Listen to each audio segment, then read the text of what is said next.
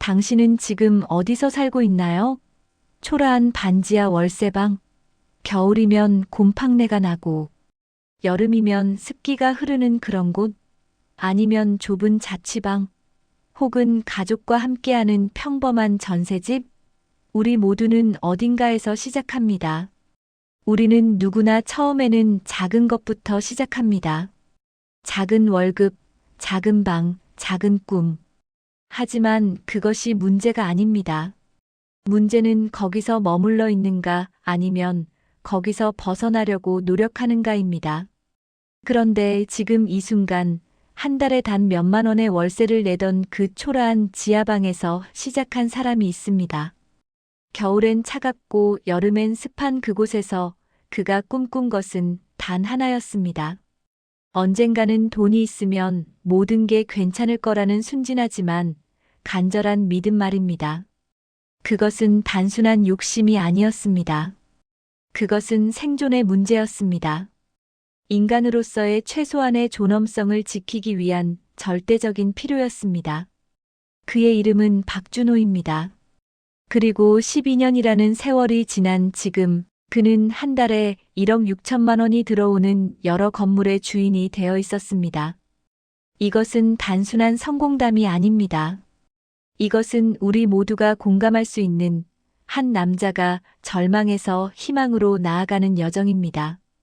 누군가의 도움을 받으며, 누군가를 믿으며, 누군가를 다시 도와주는 그 모든 관계 속에서 펼쳐지는 인생의 이야기입니다.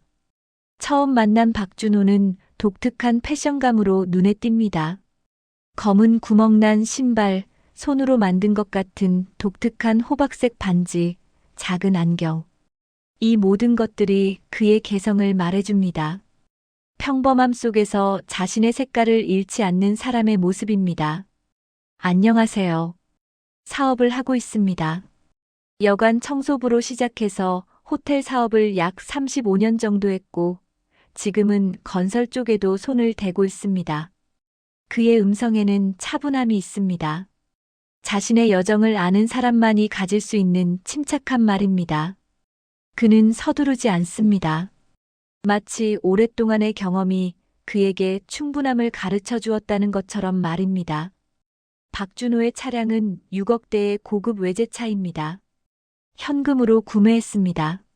문이 자동으로 내려가는 첨단 기술, 우산이 들어있는 정교한 수납 공간, 모든 것이 정교하게 설계되어 있습니다. 하지만 그는 이 차를 어떻게 구매했을까요? 행운? 아니, 선택입니다.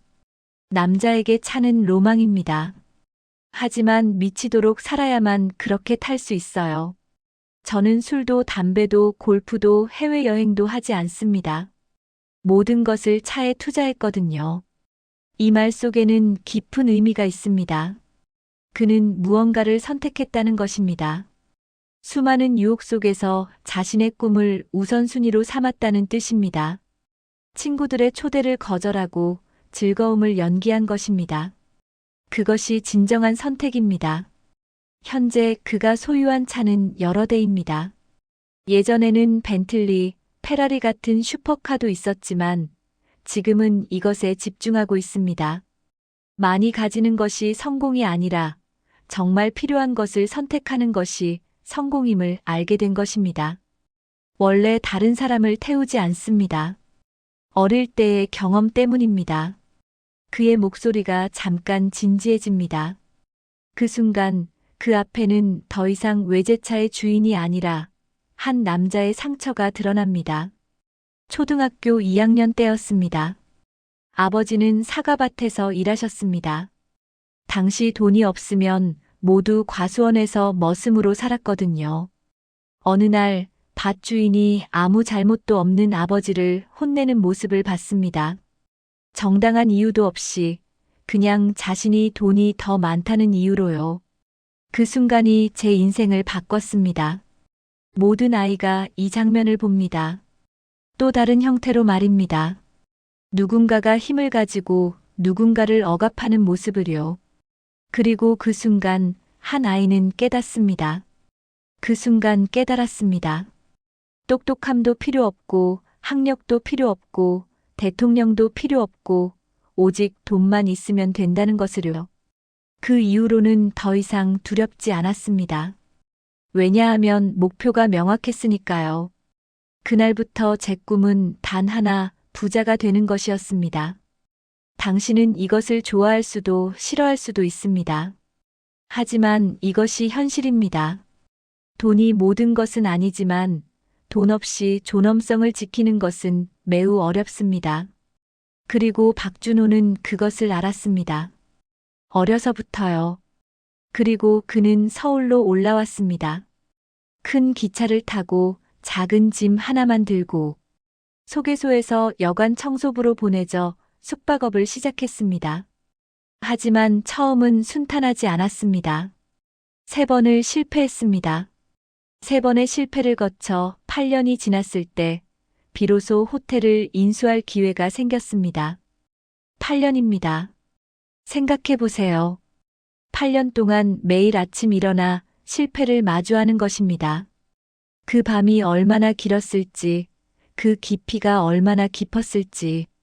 그래도 계속 나아가야 했습니다. 멈출 수 없었습니다.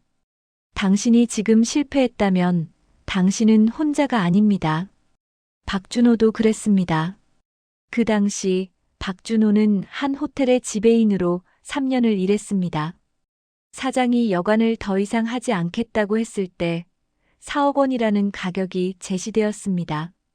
그것은 정말 우연일까요? 아닙니다. 그것은 준비된 기회였습니다. 8년간 실패하고 배우며 준비한 사람만이 그 기회를 알아볼 수 있었기 때문입니다. 그 순간 저는 직감했습니다. 이것을 내가 얻으면 대박이 날 거라고요. 뭔가 제 가슴 깊은 곳에서 나오는 그 소리를 믿었습니다. 직감은 경험에서 나옵니다. 8년의 경험이 그에게 그 기회가 뭔지를 알려준 것입니다. 하지만 현실은 냉혹했습니다. 통장에 겨우 3천만 원이 있었습니다. 3억 7천만 원이 부족했습니다. 즉, 그는 길을 잃었습니다. 꿈은 보이는데 길이 보이지 않는 상황입니다. 이것이 가장 힘든 순간입니다. 그런 와중에 저는 숙박업소의 비품을 대주는 사장님을 생각했습니다. 그분은 이 업계에서 오래전부터 봐온 사람이었거든요. 밤 12시 화곡동에서 만났습니다. 어두운 밤거리, 낯선 곳, 불안했습니다. 하지만 그 불안함을 품고 나아갔습니다. 그 비품 사장은 그 자리에서만 15년을 해온 사람이었고 현금으로 5억을 벌었다고 합니다. 성공한 사람입니다. 그 사람이 2억을 빌려줄 수 있다고 했습니다. 그 순간 제 인생이 다시 움직이기 시작했습니다. 가슴이 철렁했습니다. 하지만 동시에 희망이 생겼습니다. 가능성이 보였습니다. 하지만 여전히 2억이 모자랐습니다. 이 과정을 한 번에 해결할 수 없었습니다. 성공도 마찬가지입니다. 한 번에 오지 않습니다. 여러 번의 작은 도움들이 모여서 어느 날 갑자기 하나의 큰 성공이 되는 것입니다. 그는 누나에게 전화했습니다. 그의 목소리는 떨리고 있었을 것입니다. 누나, 미안해. 일이 생겼는데 여관을 계약했거든. 1억만 도와줄 수 있을까? 정말 마지막이야. 꼭 부탁해. 누나의 반응은 어땠을까요? 당신이 예상하는 그대로였습니다. 누나는 말했습니다. 너처럼 하면 망한다고. 너는 자꾸 무리한다. 그렇게 하면 안 돼. 그것은 사랑입니다. 누나는 동생을 사랑했기 때문에 반대했습니다. 하지만 동시에 그것은 회피입니다. 어쩌면 누나도 자신의 형편이 넉넉하지 않았을 수도 있습니다. 그 와중에도 박준호는 다시 말했을 것입니다. 누나, 정말이야. 이번이 달라. 난 알아. 믿어줘. 그리고 놀라운 일이 일어났습니다. 누나도 결국 1억을 구해줬습니다. 자신의 형편이 어렵든 말든 동생의 절절한 부탁 앞에서 누나는 엄마가 되었습니다. 여전히 1억이 부족했습니다. 이제 마지막입니다. 어디서도 빌려줄 곳이 없습니다. 은행도 안 됩니다. 그는 더 이상 물어볼 곳이 없습니다. 그는 7명의 친구들을 찾아갔습니다. 바로 그 친구들입니다. 매번 만날 때마다 자신의 꿈을 이야기하던 친구들. 그리고 매번 그들은 의심했습니다. 하지만 믿기도 했습니다. 친구들이 항상 말했습니다. 넌 실패도 했지만 우리는 너를 믿는다고요. 그런데 이제 정말이야. 제가 마지막이라고 생각하고 한 번만 더 도와달라고 했습니다. 당신은 친구들이 어떻게 대답했을지 알 것입니다. 만약 그들이 거절했다면 박준호의 이야기는 여기서 끝났을 것입니다. 하지만 그들은 그러지 않았습니다. 그 친구들은 함께 모아서 1억을 건넸습니다. 제 돈이 아닌 그들의 돈을 말입니다. 믿음을 돈으로 표현한 것입니다. 그것이 우정입니다. 이제 4억입니다. 한 달 만에 계약금을 내렸습니다. 인수가 완료되었습니다. 이제 그는 건물주입니다. 하지만 현실은 여전히 엄혹했습니다. 계산을 해보니 월세와 직원 월급, 유지비를 제하면 700만 원의 적자가 났습니다. 매달 700만 원의 손실을 보고 있다는 뜻입니다. 그 당시 인테리어라는 개념조차 없었습니다. 완전히 낡은 건물이었거든요. 천장도 어둡고 벽도 캐캐했고 모든 것이 구질구질했습니다. 건물 전체를 리모델링해야 한다고 생각했습니다. 하지만 다시 문제가 생겼습니다. 리모델링에는 돈이 있어야 합니다. 그는 이미 빚을 졌습니다. 더 이상 빌릴 곳이 없습니다. 그는 본능적으로 알았습니다. 이것을 해야만 산다는 것을요. 그렇지 않으면 매달 700만 원씩 빠져나갈 것입니다. 한 달, 2달, 6달. 그러면 모든 것이 끝납니다. 그래서 저는 혼자서 밤샘 작업을 했습니다. 낮에는 건물을 봐야 하고 밤에는 리모델링을 했습니다. 손톱이 까졌습니다. 허리가 아팠습니다. 하지만 멈출 수 없었습니다. 이것이 삶과 죽음의 경계였으니까요. 시간이 흘렀습니다. 리모델링이 끝나가던 무렵 기적이 일어났습니다. 아니, 기적이 아니라 필연이었습니다. 그 남자는 이미 자신의 삶을 바꾸는데 필요한 모든 것을 했으니까요. 사람들이 줄을 서서 기다리기 시작했습니다. 이 낡은 건물이, 깨끗해진 건물이, 새로워진 공간이 얼마나 소중한지를 깨달은 사람들이 말입니다. 3개월 만에 월 매출이 5천만 원으로 뛰었습니다. 원래는 16년을 해와도 월 1,600만 원 이상 올려본 적이 없었거든요. 갑자기 3배 이상이 올랐습니다. 이것이 변화입니다. 이것이 기회입니다. 불과 12개월 만에 2억을 벌어들였습니다. 그는 비품 사장에게 첫 전화를 걸었습니다. 비품 사장은 두 어둡던 화곡동 밤거리를 같이 걸었던 사람입니다. 사장님, 정말 감사합니다. 어떻게 표현해야 할지 모르겠습니다. 사장님은 제 인생의 은인입니다. 이 은혜는 제 가슴 속에 영원히 지워지지 않을 것입니다. 그리고 누나와 친구들의 돈을 모두 갚았습니다. 1년 안에 모두 갚았습니다. 이제 그의 빚은 비품 사장에게만 남아 있습니다. 그리고 그는 이미 깨달았습니다. 망한 건물을 새로 만드는 것이 그의 재능이라는 것을 말입니다. 이제 그는 새로운 기회를 노렸습니다. 강남의 망한 호텔을 찾아달라고 부동산에 요청했습니다. 장사 잘 되는 곳을 굳이 사려고 할 필요가 없습니다. 망한 곳을 사야 먹을 게 많으니까요. 제가 사서 대박을 내겠습니다. 남이 할 수 없는 것을 하는 것. 그것이 저의 강점입니다. 10억 3천만 원짜리 호텔이 있었습니다. 하지만 이것은 단순한 건물이 아니었습니다. 바로 그가 일했던 호텔 위층에 있는 호텔이었습니다. 그는 항상 그곳을 바라보며 꿈꿨습니다. 저 호텔을 내가 주인이 되어보고 싶다. 그렇게 된다면 죽어도 소원이 없겠다. 그것이 얼마나 간절한 꿈이었는지 당신은 이해할 것입니다. 하지만 현실적인 문제가 있었습니다. 그에게는 1억 5천만 원만 있었습니다. 9억을 더 빌려야 했습니다. 한 번은 성공했지만 두 번은 어떨까요? 그는 두려웠을 것입니다. 배드민턴을 오래 치면서 알게 된 김 회장이라는 사람이 있었습니다. 성공한 사업가입니다. 그는 그를 찾아갔습니다. 회장님, 뵙고 싶습니다. 저 이렇게 된 이유가 있습니다. 그는 자신의 이야기를 했습니다. 그의 여정을 말했습니다. 그리고 마지막으로 물었습니다. 회장님, 돈이 있으면 9억만 빌려주세요. 저는 그것을 분명히 돌려드릴 것입니다. 회장은 잠깐 생각했습니다. 그리고 대답했습니다. 알겠다.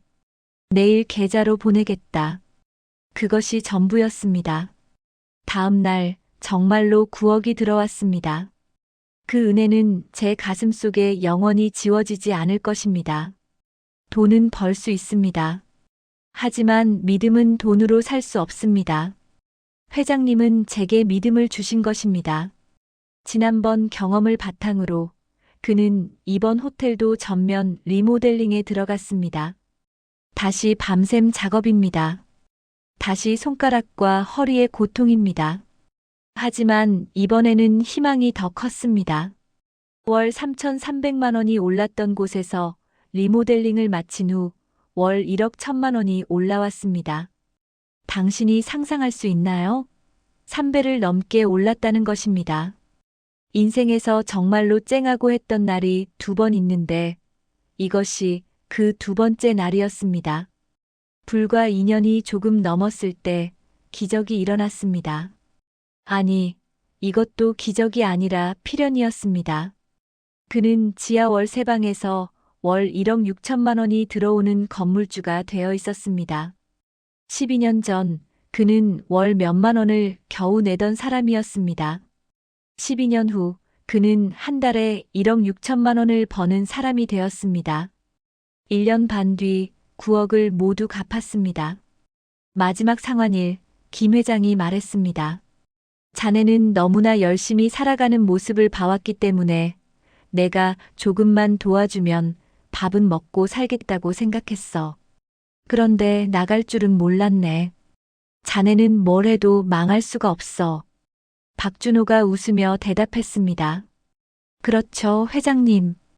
왜냐하면 하나를 가지고 하나를 하고 또 하나를 해서 갚으니까요. 개수는 계속 늘어나는데 마지막은 한 개만 남으니까 망할 일이 없는 것입니다. 욕심을 버리는 게 아니라 차근차근 모으는 것입니다. 지금 박준호의 연매출은 약 50억입니다. 많은 건물을 소유하고 있습니다. 하지만 그는 여전히 같은 마음으로 살아갑니다. 저는 항상 제 지갑에 있는 돈이 제 전 재산이라고 생각합니다. 계좌의 돈도 건물도 차도 마찬가지입니다. 모두 잠깐 제게 맡겨진 것일 뿐입니다. 그래서 저는 여전히 미치도록 살아갑니다. 이후 그는 건물 사업으로 더욱 확장했습니다. 여러 건물을 매입했고 카페, 호텔, 음식점들을 운영했습니다. 하지만 경기가 나빠졌을 때 그는 과감한 결정을 했습니다. 모든 것을 정리했습니다. 양도세를 정말 많이 냈지요. 억대의 세금을 냈습니다. 아팠습니다. 하지만 후회하지 않습니다.